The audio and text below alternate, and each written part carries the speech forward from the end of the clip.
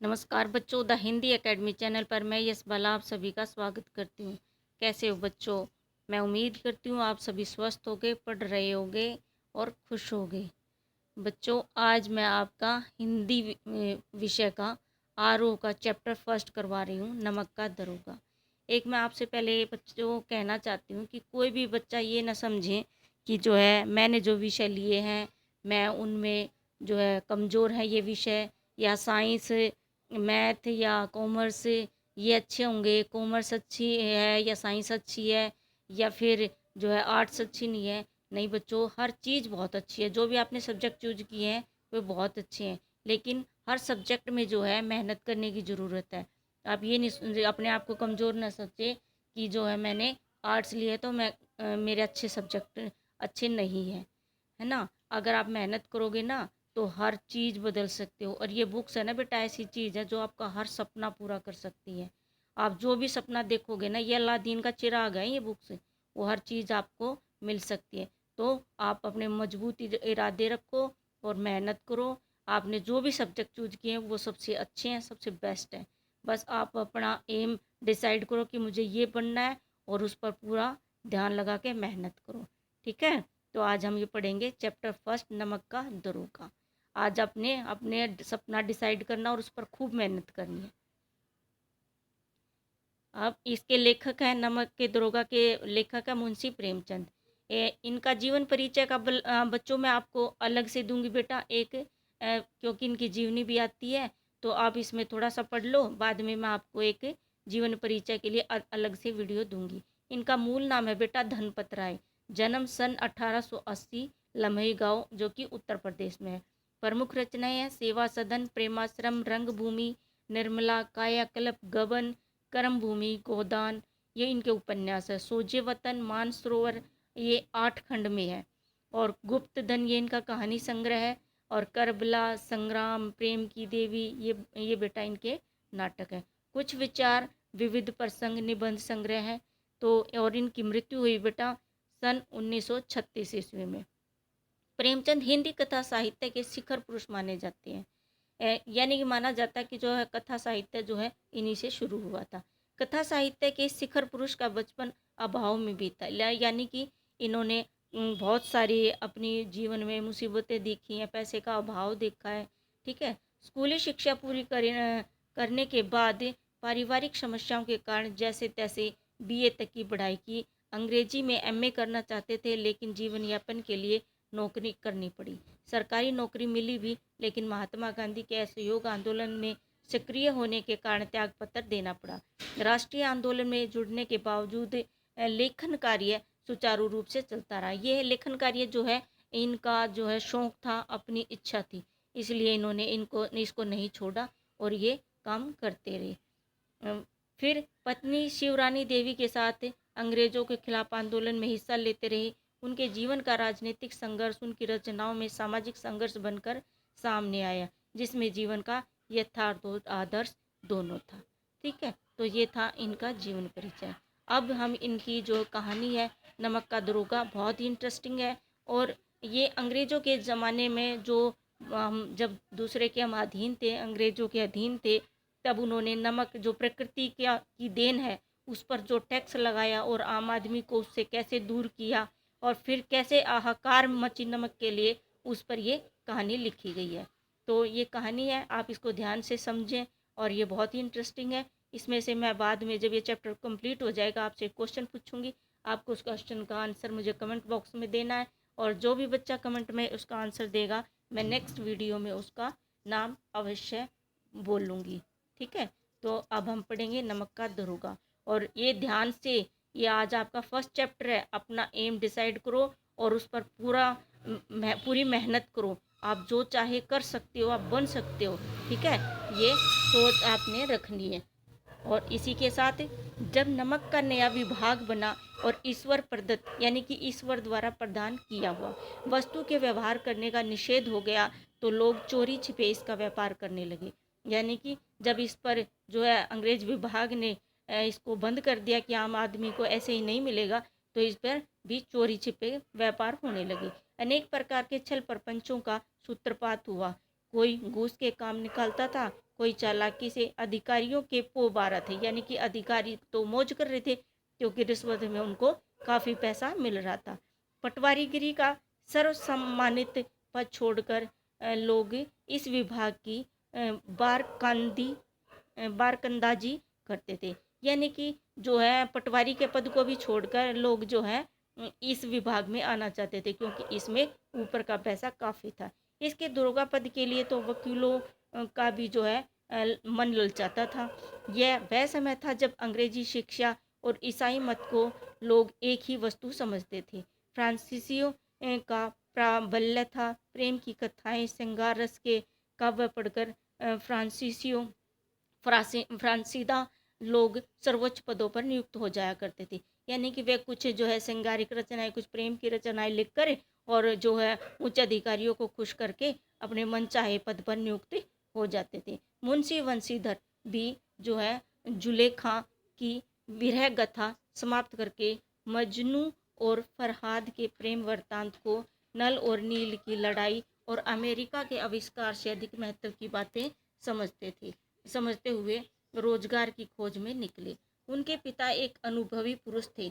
समझाने लगे, बेटा घर की दुर्दशा देख रहे हो, ऋण के बोझ में दबे हुए हैं। एक जो है बहुत ही समझदार और ईमानदार व्यक्ति थे।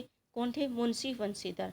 उनके पिता वे बहुत गरीब थे। उनके पिताजी कह रहे थे कि बेटा जो है घर की स्थिति बहुत ही खराब हो रही है, घर में जो है पैसे नहीं है, इसलिए आप कुछ रोजगार की खोज करो। उनके पिता एक अनुभवी पुरुष थे, उनको काफ़ी अनुभव था जीवन का। समझाने लगे, बेटा घर की दुर्दशा देख रहे हो, ऋण के बोझ से दबे हुए हैं, लड़कियां हैं वह घास फूस की तरह बढ़ती चली जाती हैं। यानी कि समय के साथ साथ जो है लड़कियां भी शादी के लायक हो गई हैं, बड़ी हो गई हैं। मैं कगारे पर का वृक्ष हो रहा हूँ, यानी कि मैं भी बूढ़ा हो चुका हूँ, न मालूम कब गिर पड़ूँ, यानी कि पता नहीं मैं कब मर सकता हूँ। अब तुम ही घर के मालिक मुख्तार हो, यानी कि अब तुम ही घर को संभालने वाले हो। नौकरी में ओहदे की ओर ध्यान मत देना, यह तो पीर का मजार है, निगाह चढ़ावे और चादर पर रखनी चाहिए। यानी कि वो कहता है कि तुम बड़ी पोस्ट पर ध्यान मत देना, जो तुम्हें सामने मिल जाए उसी को कर लेना, क्योंकि घर की जो है वो है स्थिति अच्छी नहीं है, बहुत गरीबी है। ऐसा काम ढूंढना जहाँ कुछ रुपए, जहाँ कुछ ऊपरी आय हो, यानी कि जो है ऊपर की कमाई हो। मासिक वेतन तो पूर्णमासी का चांद है। जैसे पूर्णमासी का चांद बेटा महीने में एक बार दिखाई देता है ना, तो कहता है कि जो मासिक महीने में एक बार जो वेतन मिलता है ना, वो तो चांद की तरह है, जो एक दिन दिखाई देता है और घटते घटते लुप्त हो जाता है। यानी कि जो एक दिन मिलेगी और वो फिर तुरंत ही धीरे धीरे खत्म हो जाती है। ऊपरी आय बहता हुआ स्रोत है। अब जो 2 नंबर की कमाई है वो तो रोज आएगी, कहता है उसमें तो रोज की रोज कुछ भी खरीद सकते हो, जिससे सदैव प्यास बुझती है, और उससे तो फिर सारे काम हो जाएंगे रोज। वेतन मनुष्य देता है, इसी से उसमें वृद्धि नहीं होती। ऊपरी आदमी ईश्वर देता है, इसी से उसकी बरकत होती है। तुम समय विद्वान हो, तुम्हें क्या समझाऊं। अब वो कहता है कि मेरे मन में जो था मैंने बता दिया, अब तुम खुद ही समझदार हो और समझ लो जो तुम करना चाहते हो। इस विषय में विवेक की बड़ी आवश्यकता है। मनुष्य को देखो, उसकी आवश्यकता को देखो और अवसर को देखो, उसके उपरांत जो उचित समझो करो। गरजने वाले को देखो और अवसर को देखो। गरजने वाले आदमी के साथ कठोरता करने में लाभ ही लाभ है। वो कहता है कि कोई बात नहीं, अगर किसी की तुझे सुननी भी पड़े तो कोई बात नहीं, अपना काम निकलवाने में फ़ायदा है। इसलिए वो समझाता अपने बेटे को। लेकिन बेगरज के दाव पर पाना जरा कठिन है, यानी कि जिससे कोई काम ही ना हो उसके पीछे तुम मत भागना। इन बातों को निगाह में बांध लो, मेरी जन्म भर की कमाई है। यानी कि जो ये अनुभव है, वो कहता है कि ये मैंने अपने जीवन से सीखा है और तुम भी इसको पल्ले गांठ बांध लो, यानी याद कर लो। इस उपदेश के बाद पिताजी ने आशीर्वाद दिया और वंशीधर आज्ञाकारी पुत्र थे, ये बातें ध्यान से सुनी और तब घर से चले पड़े। इस विस्तृत संसार में उनके लिए धैर्य अपना मित्र और बुद्धि अपनी पथ प्रदर्शक, यानी कि रास्ता दिखाने वाली, और आत्मावलंबन ही अपना सहायक था। लेकिन अच्छे सुकून से चले थे। जाते ही जाते नमक विभाग के दरोगा पद पर प्रतिष्ठित हो गए। क्योंकि वो इंटेलिजेंट थे, ठीक थे पढ़ाई में, तो उनको जाते ही, और कुछ ईमानदार थे तो भगवान भी देखता है, तो उसको जो है दरोगा का पद मिल गया नमक विभाग में। वेतन अच्छा और ऊपरी आय का तो ठिकाना ही न था। वृद्ध मुंशी जी जो सुख संवाद मिला तो फूले न समाये। अब उनके पिताजी को जो भी जो है वो पैसा मिला, इज्जत मिली, उसमें खुश हो गए। कुछ नरम पड़े और महाजन जो है कुछ नरम पड़ गए। अब जिससे उन्होंने पैसा ले रखा था वे भी नरम पड़ गए, क्योंकि बेटा जो है नमक का दरोगा बन गया नमक विभाग में। तो कलवार की आशा लता लहलाई, पड़ोसियों के हृदय में शूल उठने लगी, और जो है चारों तरफ जो है खुशी, उनके परिवार में खुशी आ गई। लेकिन पड़ोसियों को तो क्या होता है, अगर जो है पड़ोस का बच्चा फेल हो जाए, कम नंबर आए, तो बार बार से पूछते हैं कि क्या नंबर आए, जितने आएंगे उससे भी कम बताते हैं, है ना। कहेंगे नहीं इनके तो और कम आए हैं। और अगर गवर्नमेंट जॉब लग जाए तो बहुत वो होता है उनको। तो उनका भी साथ भी ऐसा ही हुआ कि पड़ोसियों के जो है हृदय में थोड़ी आग सी लग गई, कांटे से चुभने लगे। खाए इनका लड़का जो है, पहले तो इनके घर में इतनी गरीबी थी और अब देखो गवर्नमेंट जॉब लग गई। इसीलिए आम जीवन में भी ऐसे ही होता है ना बेटा। जाड़े के दिन थे और रात का समय था। नमक के सिपाही चौकीदार नशे में मस्त थे। मुंशी जो है वंशीधर को यहाँ आए अभी 6 महीनों से अधिक न हुए थे, लेकिन इस थोड़े समय में ही उन्होंने अपनी कार्यकुशलता और उत्तम आचार से अफसरों को मोहित कर लिया। यानी कि वो ईमानदार थे ना, तो बड़े बड़े जो ऑफिसर थे वे भी उससे खुश हो गए। अफसर लोग उन पर बहुत विश्वास करने लगे। नमक के दफ्तर में 1 मील पूर्व की ओर जमुना बहती थी। उस पर नाव का एक पुल बना हुआ था। दरोगा जी किवाड़ बंद किए मीठी नींद में सो रहे थे। अचानक आंख खुली तो नदी के प्रवाह की जगह गाड़ियों की गड़गड़ाहट और मलाहों का कोलाहल सुनाई दिया। उठ बैठे और ये सारी आवाज़ सुनकर एकदम से उठे कि नदी की तो कलकल की आवाज़ होती है और ये हड़बड़ाहट सी कैसी हो रही है। तो उसकी आंखें खुल गई और वो बैठ गया। इतनी रात गई गाड़ियाँ क्यों नदी के पार जाती हैं? अवश्य कुछ न कुछ गोलमाल है। उसको लगा कि भाई गाड़ियाँ इतनी रात को आवाज़ आ रही है तो कुछ न कुछ गड़बड़ है। तर्क ने भ्रम को पुष्ट किया। वर्दी पहनी, तमंचा जेब में रखा और बात की बात में घोड़ा बढ़ाए हुए पुल की ओर पहुंच गई। गाड़ियों की एक लंबी कतार पुल के पार जाती दिखी। डांट कर पूछा किसकी गाड़ियाँ हैं? अब वो डांट कर तो पूछेगा, है ना, क्योंकि वो है नमक का दरोगा। ठीक है, देखो ये जैसे पिक्चर है ना, इसमें ऐसे पहुंच गया। ऐसे थोड़ी देर तक सन्नाटा रहा। आदमियों में कुछ कानाफूसी हुई। तब आगे वाले ने कहा पंडित औलिब्दीन की। यानी कि उसने पूछा ना कि किसकी है, तो उन्होंने बताया कि पंडित औलिब्दीन की। कौन पंडित औलिब्दीन? फिर उसने कहा वंशीधर ने कि कौन है वो? तो कहा, उन्होंने कहा दातागंज के, कि ये दातागंज के हैं। मुंशी वंशीधर चौके। पंडित औलिब्दीन के इस इलाके के सबसे प्रतिष्ठित जमींदार थे।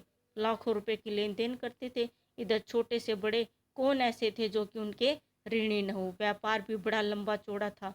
बड़े चलते पुर्जे आदमी थे। अंग्रेज अफसर उनके इलाके में शिकार खेलने आते और उनके मेहमान होते। यानी कि अंग्रेजों की खूब आवाभगत होती थी, तो अंग्रेज भी उनके पास आते थे। 12 मास सदाव्रत चलता था।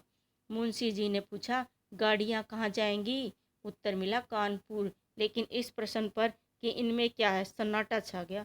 अब मुंशी जी ने पूछा ना कि इनमें क्या है, तो सारे चुप हो गए, बोले ही नहीं कोई, क्योंकि कुछ ना कुछ गलत था। दरोगा साहब का संदेह और भी बढ़ा और कुछ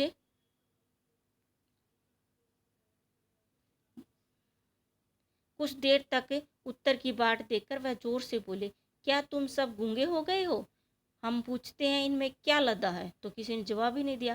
फिर क्या किया मुंशी जी ने? जब इस बार भी कोई उत्तर न मिला तो उन्होंने घोड़े को एक गाड़ी में मिलाकर बोरे पर टटोला। यानी कि घोड़े को एक गाड़ी के पास ले गया और जो है बोरे में देखा, क्योंकि वो घोड़े पे बैठे थे ना, भ्रम दूर हो गया और उन्होंने पता चल गया कि इनमें तो नमक के बड़े बड़े डेले हैं। पंडित औलब्दीन अपने सजीले रथ पर सवार कुछ सोते हुए कुछ जागते चले आते थे। अचानक कई गाड़ी वालों ने घबराए हुए आकर जगाया और बोले महाराज, दरोगा ने गाड़ियों को रोक दी है और घाट पर खड़े आपको बुलाते हैं। पंडित औलब्दीन का लक्ष्मी जी पर अखंड विश्वास था। यानी कि वो सोचता था कि पैसे से किसी को भी खरीदा जा सकता है और पैसा मेरे पास है तो सब सारी ताकत मेरे पास ही है, वैसे ही सोचते थे। फिर वह कहा करते थे कि संसार का तो कहना ही क्या, स्वर्ग में भी लक्ष्मी का ही राज्य है। यानी कि उसको लगता था कि मैं ये लक्ष्मी साथ ही बांध कर ले जाऊंगा और वहां पर भी चल जाएगी। ठीक है, उनका यह कहना यथार्थ ही था। न्याय और नीति सब लक्ष्मी के ही खिलौने हैं, इन्हें वह जैसे चाहती वैसे नचाती। लेटे ही लेटे गर्व से बोले, चलो हम आते हैं। यह कहकर पंडित जी ने बड़ी निश्चितता से पान के बीड़े लगाकर खाए। अब उसको तो लगता था ना बेटा कि मेरे पास पैसे हैं तो मैं कुछ भी कर सकता हूँ, किसी को भी झुका सकता हूँ, किसी को भी खरीद सकता हूँ। लेकिन उसने ये नहीं सोचा कि अब की बार तेरे सामने कौन है। फिर लिहाफ ओढ़े हुए दरोगा के पास आकर बोले, बाबूजी आशीर्वाद। आप दरोगा के पास पहुंच गए। ठीक है, कहिए हमसे ऐसा कौन सा अपराध हुआ है कि गाड़ियां रोक दी गई। हम ब्राह्मणों पर तो आपकी कृपा दृष्टि रहनी चाहिए। वंशीधर रुकाई से बोले, तो यानी थोड़ा रुक कर बोले, सरकारी हुक्म है। पंडित औलब्दीन ने हंस कर कहा, हम सरकारी हुक्म को नहीं जानते और न सरकार को, हमारे सरकार तो आप ही हैं। हमारा और आपका तो घर का मामला है, हम कभी आपसे बाहर हो सकते हैं। आपने व्यर्थ का कष्ट उठाया। वो कहता है कि हमारा सरकार से कोई मतलब नहीं, हम तो आपसे ही लेना देना कर लेंगे। यह हो नहीं सकता कि इधर से जाए और इस घाट के देवता को बेट न चढ़ाए। अब वो लाला बोला कि जो है हम तो आपको ही घाट का देवता मानते हैं और आपको ही चढ़ावा चढ़ाएंगे। ये ठीक है, उसने ये कहा, सकता है कि इधर से जाए और घाट के देवता को बेट न चढ़ाए। मैं तो आपकी सेवा में स्वयं ही आ रहा था। वंशीधर का ऐश्वर्य की मोहिनी वंशी का कुछ प्रभाव न पड़ा। यानी कि वंशीधर पर उसने जो पैसे का जो थोड़ा सा दिखाया ना, उसका जो है उसको मोहित करने की कोशिश की पैसे से, तो उस पर कोई प्रभाव नहीं पड़ा। क्यों? क्योंकि वंशीधर बहुत ईमानदार था। ईमानदारी की नई उमंग थी। अब नया नया अफसर बना तो सोच रखा था कि ईमानदारी छोड़ूंगा, चाहे कुछ भी हो जाए, ईमानदारी से ही कमाऊंगा। कड़क कर बोले, हम उन नमक हरामों में नहीं है जो कौड़ियों पर अपना ईमान बेचते फिरते हैं। आप इस समय हिरासत में हैं, आपका कायदे के अनुसार चालान होगा। बस मुझे अधिक बातों की फुर्सत नहीं है। जमादार बदलू सिंह, यानी कि जो उसके साथ आया हुआ था ना, तो कहते हैं तुम इन्हें हिरासत में ले लो और मैं हुक्म देता हूँ। उसने कहा कि इसको हिरासत में ले लो, मैं तुम्हें इस बात का हुक्म दे रहा हूँ। फिर क्या हुआ, पंडित औलब्दीन स्तंभित हो गए, यानी कि आश्चर्यचकित हो गए, क्योंकि उसको तो कभी ऐसा कोई मिला ही नहीं था जो पैसे के आगे ना झुके। ठीक है, गाड़ी वालों में हलचल मच गई। अब सब सोचते थे कि औलब्दीन के आगे तो सब झुकते थे, और ये कैसा अफसर मिला जो कि पैसे को भी ठुकरा दिया और इसके जो है चालान काटने को तैयार हो रहा है, इसको अरेस्ट करने के लिए तैयार हो रहा है। गाड़ी वालों में हलचल मच गई। पंडित जी के जीवन में कदाचित यह पहला ही अवसर था कि पंडित जी को ऐसी कोई कठोर बातें सुननी पड़ी। बदलू सिंह आगे बढ़ा, किंतु रौब के मारे यह साहस न हुआ कि उनका हाथ पकड़ सके।